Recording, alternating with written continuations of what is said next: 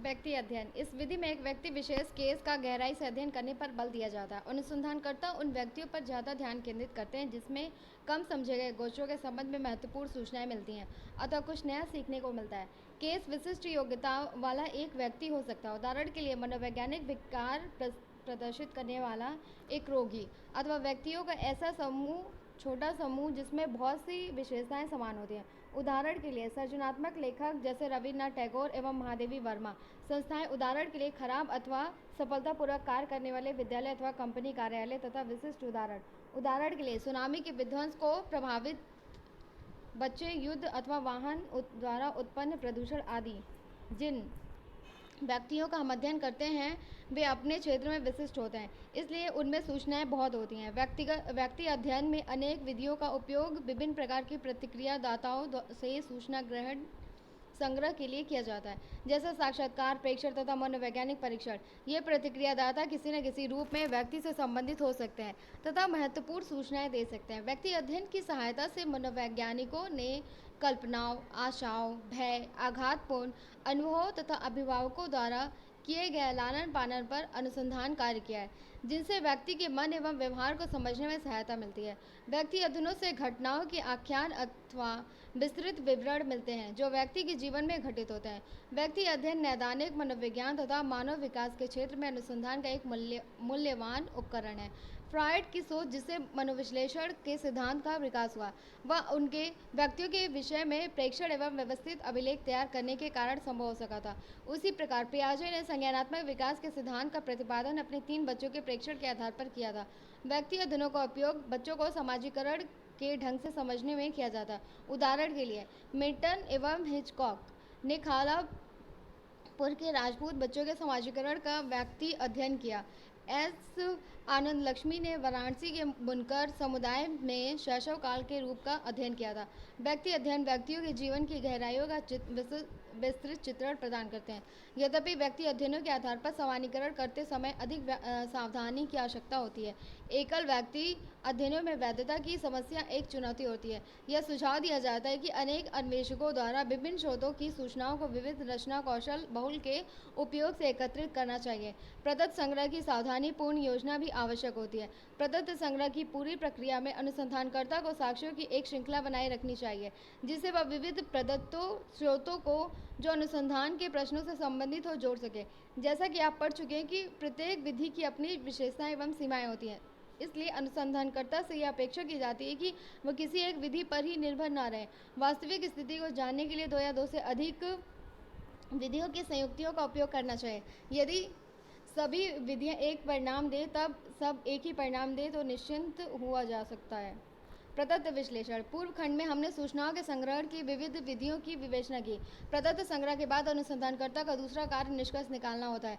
उसके लिए प्रदत्त विश्लेषण आवश्यक होता है। हम प्रायः प्रदत्त विश्लेषण के 2 प्रकार के विधिपरक उपागमों का उपयोग करते हैं। ये हैं परिमाणात्मक एवं गुणात्मक विधियाँ। इस खंड में हम संक्षेप में इन उपागमों की विवेचना करेंगे। परिमाणात्मक विधि। अब तक आप अच्छी तरह जान चुके होंगे कि मनोवैज्ञानिक परीक्षण, प्रश्नावली, संरचित साक्षात्कार आदि में अमुक्त प्रश्नों की एक श्रृंखला होती है।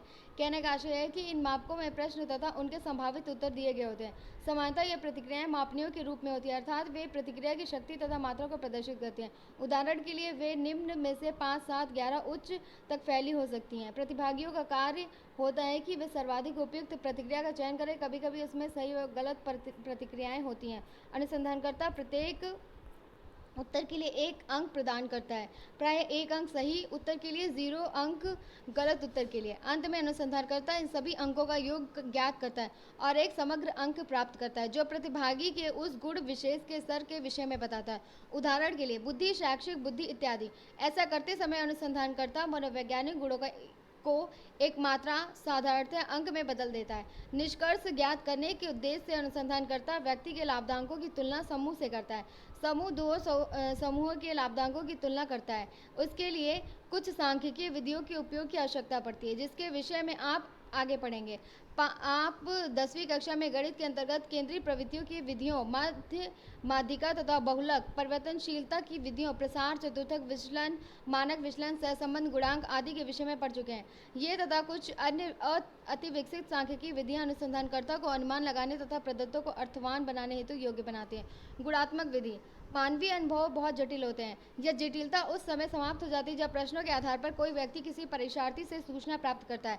यदि आप जानना चाहते हैं कि कोई माँ बच्चे के न रहने पर कैसा अनुभव करती है, तो आपको उसकी वह कहानी सुननी पड़ेगी जिससे आप समझ सकें कि वह अपने अनुभव को कैसे संगठित करती है तथा उसे अपनी पीड़ा को क्या नाम दिया है। इसके परिमाणीकरण के लिए किए गए किसी भी प्रयास से आप ऐसे अनुभवों को संगठित करने वाले सिद्धांतों को नहीं समझ पाएंगे। मनोवैज्ञानिकों ने ऐसे प्रदत्तों के विश्लेषण के लिए कुछ गुणात्मक विधियां विकसित की हैं।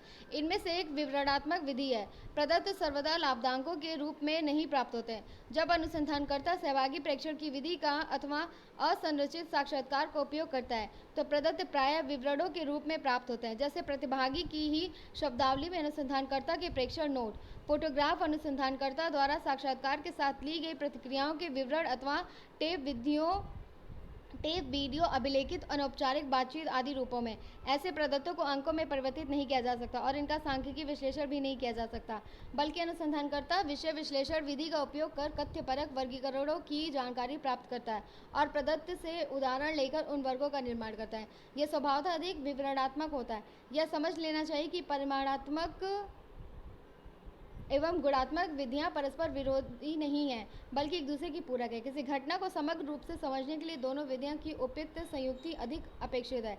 मनोवैज्ञानिक जांच की सीमाएं। पूर्व में प्रत्येक विधि के लाभ एवं उसकी सीमाओं का वर्णन किया जा चुका है। इस खंड में आप मनोवैज्ञानिक मापन की कुछ समान समस्याओं के बारे में पढ़ेंगे। वास्तविक शून्य बिंदु का अभाव। भौतिक विज्ञानों में मापन शून्य से प्रारंभ होता है। उदाहरण के लिए यदि आप मेज की लंबाई का मापन करना चाहते हैं तो उसका मापन शून्य से शुरू कर सकते हैं। यह 3 फीट लंबी है। मनोवैज्ञानिक मापन में हमें शून्य बिंदु नहीं मिलते। उदाहरण के लिए इस दुनिया में किसी भी व्यक्ति की बुद्धि शून्य नहीं होती। हम सभी लोगों के साथ बुद्धि की कुछ मात्रा अवश्य होती है। मनोवैज्ञानिक मनचाहे ढंग से किसी बिंदु को शून्य बिंदु निर्धारित कर लेते हैं और आगे बढ़ते हैं। परिणाम स्वरूप हम मनोवैज्ञानिक अध्ययन में जो कुछ लाभदायक प्राप्त करते हैं वे आप में निरपेक्ष नहीं होते, बल्कि उनका सापेक्षिक मूल्य होता है। कुछ अध्ययनों में कोटियों को लाभदायक के रूप में उपयोग में लाया जाता है। उदाहरण के लिए किसी परीक्षण में प्राप्त किए गए लाभदायक के आधार पर शिक्षक विद्यार्थी को एक क्रम में व्यवस्थित करता है, 1 2 3 4, और उसी प्रकार आगे भी करता है। ऐसे मूल्यांकन की समस्या यह होती है कि प्रथम व द्वितीय कोटि प्राप्त विद्यार्थियों के मध्य का अंतर द्वितीय एवं तृतीय कोटि प्राप्त विद्यार्थियों के मध्य अंतर के समान नहीं होता। 50 अंक में से प्रथम कोटि वाला विद्यार्थी 48 अंक प्राप्त कर सकता है, द्वितीय 47 अंक तथा तृतीय 40 अंक प्राप्त कर सकता है। जैसा कि आप देख सकते हैं कि प्रथम एवं द्वितीय कोटि प्राप्त विद्यार्थी का अंतर द्वितीय एवं तृतीय कोटि प्राप्त विद्यार्थियों के समान नहीं है। इससे मनोवैज्ञानिक मापन के सापेक्षिक स्वरूप स्पष्ट भी होते हैं। मनोवैज्ञानिक उपकरणों का सापेक्षिक स्वरूप। मनोवैज्ञानिक परीक्षण का निर्माण किसी संदर्भ विशेष के प्रमुख पक्षों को ध्यान में रखकर किया जाता है। उदाहरण के लिए शहरी क्षेत्र के छात्रों के लिए विकसित परीक्षण में शहरी क्षेत्र के उद्दीपकों से संबंधित एकांश से परिचय आवश्यक है। बहुमंजिली इमारतें, हवाई जहाज, मेट्रो रेल आदि। ऐसा परीक्षण जनजातीय क्षेत्रों के बच्चों के लिए उपयुक्त नहीं होगा। वे अधिक सहज उन एकांशों से होंगे जिनमें उनके परिवेश के पेड़ पौधे व जीव जंतुओं के वर्णन मिलते हैं। इसी प्रकार पश्चिमी देशों में विकसित परीक्षण भारतीय संदर्भ में उपयुक्त नहीं हो सकते। ऐसे परीक्षणों को ध्यानपूर्वक परिष्कृत किया जाना चाहिए तथा उन्हें जिन संदर्भों में प्रयुक्त करना हो उनकी विशेषताओं से उन्हें अनुकूलित होना चाहिए। गुणात्मक प्रदत्तों की आत्मपरक व्याख्या। गुणात्मक अध्ययनों से प्रदत्त प्रायः आत्मपरक होते हैं क्योंकि इनकी व्याख्या अनुसंधानकर्ता एवं प्रदत्त प्रदान करने वाले होते हैं। एक व्यक्ति की व्याख्या दूसरे से भिन्न हो सकती है, अतः प्रायः सुझाव दिया जाता है कि गुणात्मक अध्ययनों के संदर्भ में क्षेत्र अध्ययन एक से अधिक शोधकर्ता द्वारा किया जाना चाहिए, जो अध्ययन के अंतर में बैठकर अपने प्रेक्षणों पर विमर्श करे तथा उसको अंतिम स्वरूप देने के पहले स्वयं एक सहमत बिंदु पर पहुंचे।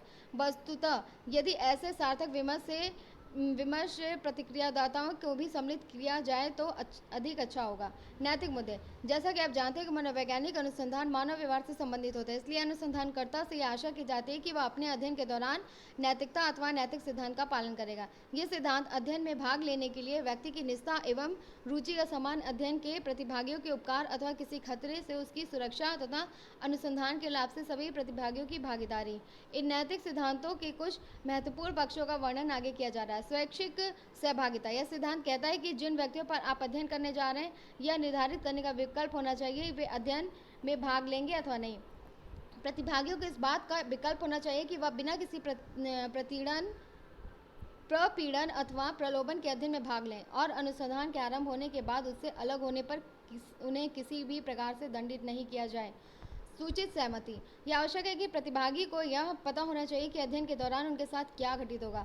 सूचित सहमति के सिद्धांत के अनुसार संभाव्य प्रतिभागियों को यह सूचना उन्हें प्रदत्त संग्रह से पहले होनी चाहिए, जिसे वे अध्ययन में भाग लेने के लिए सूचित निर्णय ले सके। कुछ मनोवैज्ञानिक प्रयोगों में प्रतिभागियों को प्रयोग के समस्त विद्युताघात दिया जाता है। कुछ अन्य अध्ययनों में आपत्तिजनक, घातक एवं अथवा अप्रिय उद्दीपक प्रस्तुत किए जाते हैं। हो सकता है कि उनसे कुछ व्यक्तिगत सूचनाएं भी मांगी जाएं जो प्रायः दूसरों को नहीं बताई जाती है। कुछ अध्ययनों में छद्म की तकनीक का उपयोग किया जाता है, जिनमें प्रतिभागियों को इस बात का निर्देश दिया जाता है कि वे एक निश्चित तरीके से सोचें अथवा कल्पना करें तथा उनके निष्पादन के विषय में उनको झूठी सूचना अथवा प्रतिप्राप्ति दी जाती है। उदाहरण के लिए, आप बहुत बुद्धिमान हैं, आप अक्षम हैं। इसलिए यह महत्वपूर्ण होता है कि प्रतिभागियों को वास्तविक रूप से अध्ययन प्रारंभ करने से पहले ही उसके स्वरूप के विषय में बता दिया जाना चाहिए। स्पष्टीकरण। अध्ययन समाप्त हो जाने के बाद प्रतिभागियों को वे सब आवश्यक सूचनाएं दी जानी चाहिए जिससे वे अनुसंधान को ठीक से समझ सकें। यह उस समय सबसे आवश्यक हो जाता है कि जब अध्ययन में छल छद्म का उपयोग किया गया हो। स्पष्टीकरण का उद्देश्य यह होता है कि प्रतिभागी जिस शारीरिक एवं मानसिक दशा में अध्ययन में सम्मिलित हुए थे, अध्ययन समाप्त होने पर उसी दशा में पुनः वापस आ जाए। यह प्रतिभागियों को एक प्रकार से भरोसा दिलाने जैसा ही है। अध्ययन के समय छल छद्म के कारण उत्पन्न किसी दुश्चिंता अथवा दुष्प्रभाव जिसे प्रतिभागी ने अनुभव किया हो को अनुसंधानकर्ता को दूर करने का प्रयत्न करना चाहिए। अध्ययन के परिणाम की भागीदारी। मनोवैज्ञानिक अनुसंधानों में प्रतिभागियों से सूचनाएं संग्रहित करने के बाद हम अपने कार्य स्थान पर वापस आते हैं, प्रदत्तों का विश्लेषण करते एवं निष्कर्ष निकालते हैं। अनुसंधानकर्ता के लिए आवश्यक है कि वह प्रतिभागियों के पास वापस जाकर अध्ययन के परिणाम को उनको बताए। जब आप प्रदत्त संग्रह के लिए जाते हैं तो प्रतिभागी आपसे कुछ आशा रखते हैं। एक आशा यह होती है कि आपसे अपने अध्ययन के में उनके व्यवहार की जो अन्वेषण की है उसके विषय में उन्हें बताएं। अनुसंधानकर्ता के रूप में यह हमारा नैतिक कर्तव्य है कि हम उनसे वापस मिलें। इस अभ्यास के दो लाभ हैं। प्रथम, आप प्रतिभागियों की प्रत्याशा पूरी करते हैं। द्वितीय, प्रतिभागी परिणाम के विषय में अपने विचार बताएंगे जो आपको नई अंतर्दृष्टि विकसित करने में सहायता कर सकते हैं। प्रदत्त स्रोतों की गोपनीयता। अध्ययन में प्रतिभागियों को अपनी निजता का अधिकार होता है। अनुसंधानकर्ता को चाहिए कि वह उनकी निजता की रक्षा के लिए उनके द्वारा दी गई सूचनाओं को अत्यंत गोपनीय रखें। सूचना का उपयोग सिर्फ अनुसंधान के लिए किया जाना चाहिए और किसी भी दशा में यह किसी अन्य इच्छुक पक्ष के हाथ नहीं लगनी चाहिए। प्रतिभागियों की गोपनीयता की रक्षा का सबसे सशक्त तरीका यह है कि उनके पहचान का अभिलेख न तैयार किया जाए। कुछ तरह के अनुसंधानों में संभव नहीं होता। ऐसी दशा में संकेत संख्या प्रदत्त पत्र पर अंकित कर दी जाती है तथा नामों को संकेत के अलग रखा जाता है। पहचान सूची अनुसंधान कार्य समाप्त होने के उपरांत नष्ट कर दी जाती है। प्रमुख पद। सारांश। समीक्षात्मक प्रश्न। परियोजना विचार।